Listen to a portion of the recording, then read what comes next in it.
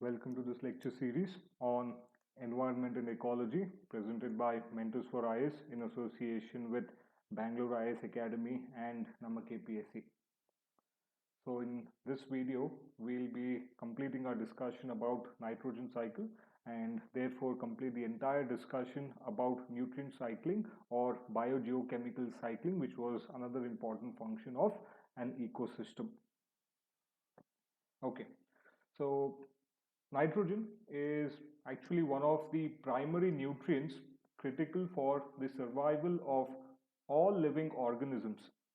So, nitrogen is a necessary component of many biomolecules, including proteins, DNA, and chlorophyll. Now, I'm pretty sure everybody knows that nitrogen gas is the most abundant gas which is found in the atmosphere.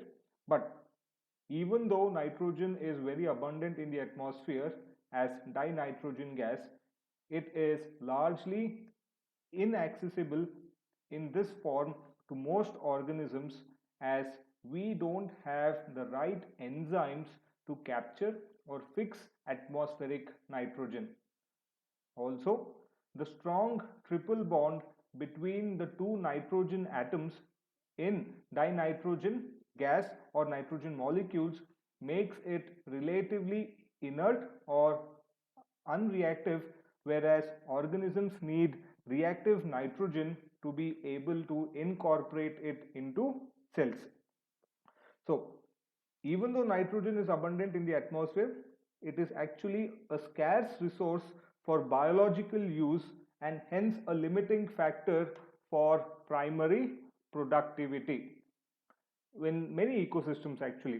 So for nitrogen to become available to primary producers, dinitrogen gas will have to be converted into ammonia, that is NH3. So here in this particular slide over here, I want you to make note of the last point, where the last point says that nitrogen fixation on Earth is accomplished in 3 different ways. So we have nitrogen fixation by microorganisms, by man using industrial processes, and also by atmospheric phenomena such as thunder and lightning. So we'll discuss more about this as we go on ahead with our discussion in nitrogen cycle, but you can just make a note of this particular point. Okay, so in addition to dinitrogen, nitrogen exists in many forms, both inorganic forms like ammonia, nitrate, and organic forms like amino acids, nucleic acids, etc. The transformation of nitrogen into its many oxidation states is actually key to productivity in the biosphere, and this depends upon the activities of microorganisms. So here you should be able to see different steps. So these are the various steps which are actually included when it comes to the major transformations of nitrogen, that is nitrogen fixation, nitrogen uptake, nitrogen mineralization, nitrification, and denitrification. So what we'll be doing here is that since these are the different or various steps in nitrogen cycle, we will be going through each and every step one by one. So the first step is nitrogen fixation. Now, I want you to relate this discussion with respect to the diagram which is actually shown in this video. So I will explain what is nitrogen fixation. I want you to relate the same with respect to the diagram. So the first step is nitrogen fixation. See, we've already discussed that even though nitrogen gas makes up around 80% of the Earth's atmosphere, still nitrogen is often the nutrient that limits primary production in many ecosystems because plants and animals are not able to use nitrogen in its gaseous form. So this is important. Please remember nitrogen. It also acts as a limiting factor. Now, coming back, for nitrogen to be available to make proteins, DNA, and other biological compounds, this nitrogen, it must be first converted to a different chemical form. The process of converting nitrogen gas into biologically available nitrogen, that is ammonium, is called nitrogen fixation. I'll just repeat it. The process of converting nitrogen gas into biologically available nitrogen, that is ammonium or ammonia, is called nitrogen fixation. So since nitrogen gas is very stable, it actually requires a lot of energy to break the triple bond between the two nitrogen atoms, and hence the process of nitrogen fixation can be carried out only by a few prokaryotes, that is unicellular organisms. Certain bacteria, especially rhizobium, which form a symbiotic relationship with leguminous plants and inhabit root nodules, are able to fix nitrogen, that is convert it to ammonium through a metabolic process. Some nitrogen fixing bacteria can even live without host plants, such as cyanobacteria, which are free living nitrogen fixers. So these nitrogen fixing bacteria may be aerobic, anaerobic, phototropic, or even chemotropic, and are able to fix nitrogen because they have an enzyme known as nitrogenase. I'll just repeat this. The nitrogen fixing bacteria are able to fix nitrogen because they have a special enzyme known as nitrogenase, which all other organisms do not have, which helps them to catalyze the reduction of nitrogen to ammonia. So here at each and every step there are certain reactions which are actually involved, but for our preparation these reactions are not required. I only want you to remember and understand the different steps. I am just going through the entire thing so that you have a broader understanding, but at this stage it is enough if you remember that nitrogen fixation is a step or a process where nitrogen gas is biologically made available in ammonia, which can be used by other organisms, by certain bacteria known as nitrogen fixing bacteria. So if this is clear, we can obviously move on to the other step. But before that, I also want you to remember, apart from these bacteria, as I had already requested you to make a note, some high energy events like lightning, forest fires, volcanic eruptions, burning of fossil fuels, etc. These natural events and certain man-made processes can also fix nitrogen. Second step is nitrogen uptake. So fairly simple. So we have already discussed how nitrogen is fixed.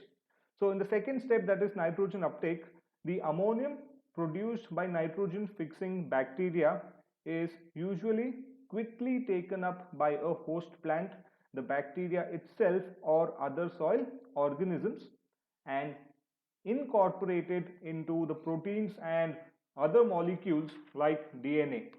So when organisms higher up in the food chain consume food, that is feed upon the primary producers, this nitrogen also gets into their system. So this is a fairly simple step. The nitrogen which has been fixed in the first step, that is nitrogen fixation, is now used by the plants, and when other animals feed on the plants and other animals at the higher trophic level feed on these animals, nitrogen gets introduced into the food chain and moves up through higher trophic levels. This is known as nitrogen uptake, nothing but the introduction of nitrogen into the food chain. Next step is nitrogen mineralization, also known as ammonification. So since you have already understood what is ammonia uptake, now what happens is, when an organism excretes waste or dies, decomposers like bacteria and fungi will decompose the tissue and release inorganic nitrogen back into the ecosystem as ammonia itself. Now first, in the first step, ammonia was produced, ammonia was made available. In the second step, ammonia was incorporated into the food chain. In the third step, that is nitrogen mineralization or ammonification, ammonia is returning back into the ecosystem. So this is known as ammonification. The return of ammonia back into the ecosystem from the food chain or the food web is known as ammonification. Once in the form of ammonium, the nitrogen is made available for use by plants or further transformation into nitrate through nitrification, and this entire process is known as nitrogen mineralization. So now two things can happen.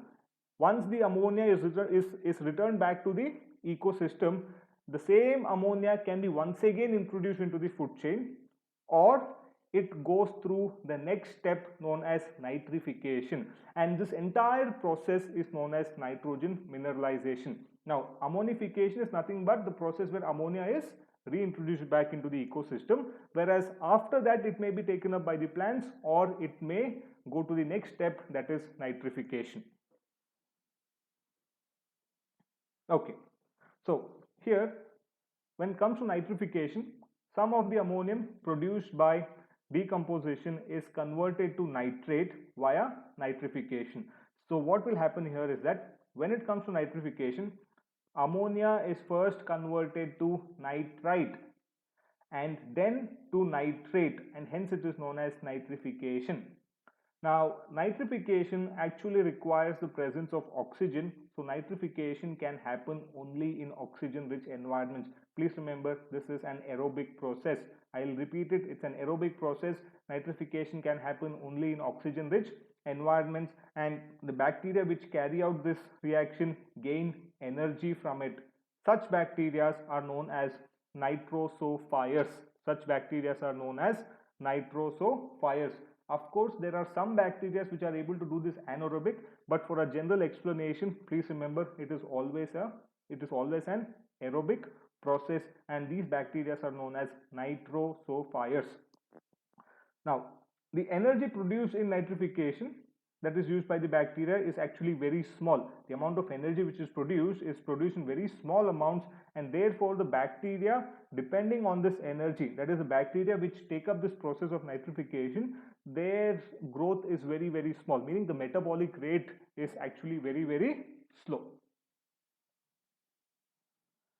Finally, we move on to denitrification. So denitrification is a process where nitrate is converted to nitrogen gas. So in nitrification we had discussed ammonia is converted to nitrate, and here in the last step, that is the fifth step, denitrification, it is a process which converts nitrate to nitrogen gas, thus removing the bioavailable nitrogen and returning it to the atmosphere, and therefore completing the entire nitrogen cycle. Denitrification is nothing but the process which converts nitrate which was produced in nitrification to nitrogen gas, thus removing the bioavailable nitrogen, because nitrogen gas cannot be directly used, and therefore it returns nitrogen gas back into the atmosphere.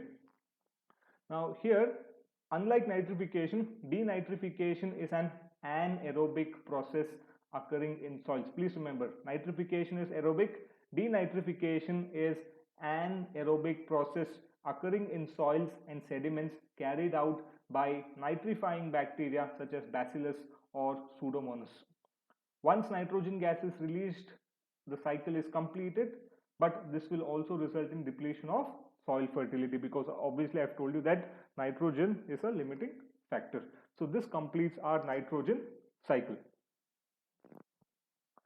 So since we have completed our nitrogen cycle, I would just like to discuss the ecological implications of human alterations to the nitrogen cycle. Now, I did mention that nitrogen is a limiting factor. So if the amount of nitrogen in the soil is depleted, plant productivity also goes down. So we try to artificially increase this quantity in soil for agricultural purposes. So there's an artificial process through which humans are manufacturing nitrogen and adding more nitrogen into the ecosystem, and this can have certain effects. So many human activities actually have a significant impact on the nitrogen cycle. Burning of fossil fuels, application of nitrogen based fertilizers, and other activities can dramatically increase the amount of biologically available nitrogen in an ecosystem. Also, since nitrogen availability often limits the primary productivity of many ecosystems, large changes in the availability of nitrogen can lead to severe alterations of the nitrogen cycle in both aquatic and terrestrial ecosystems. Now, I'm pretty sure you would have heard of something known as the Hebbal Branch process. The process, that is the process of making synthetic fertilizers for use in agriculture, by causing nitrogen to react to hydrogen. This is known as the Hebbal Branch process, which has increased significantly over the past several decades. That is the production of synthetic fertilizers having nitrogen. So this, you can just make a note of it. It's known as the Hebbal Branch process.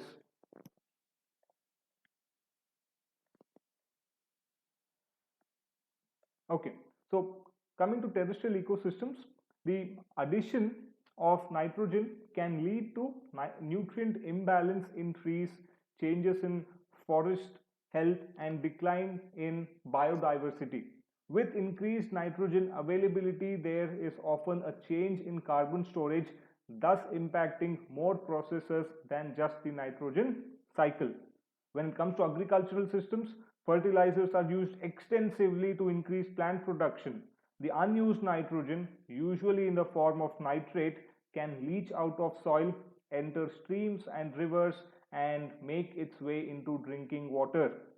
When it comes to marine ecosystems, this nitrogen, excess nitrogen, which is washed away by rainwater, can lead to anoxia, that is no oxygen, or hypoxia, that is low oxygen conditions, altering biodiversity of marine ecosystems. And if this nitrogen makes its way to fresh water, it can also lead to eutrophication and increased acidification in aquatic systems. I want you to remember this. So human manufacturing processes which are adding more and more nitrogen into the ecosystem and the environment is causing certain effects, certain unwanted effects. You can have more and more nitrogen gas in the atmosphere. You can have the formation of nitric acid. This nitric acid dissolved in nitrogen dioxide dissolved in water will come down as acid rain. That will once again cause harmful effects. That will once again have harmful effects. It can also lead to greenhouse effect as in the form of nitrous oxide. So when you have high levels of nitrogen in the atmosphere, so you can have several other spillover effects as well. And therefore it is very important that we take care and we make use of this nitrogen judiciously so as to ensure that not much of nitrogen is introduced into the ecosystem. So this completes our nitrogen cycle as well as the important function of an ecosystem known as nutrient cycling. If you do have any doubts, please do write in the comment section, and thank you.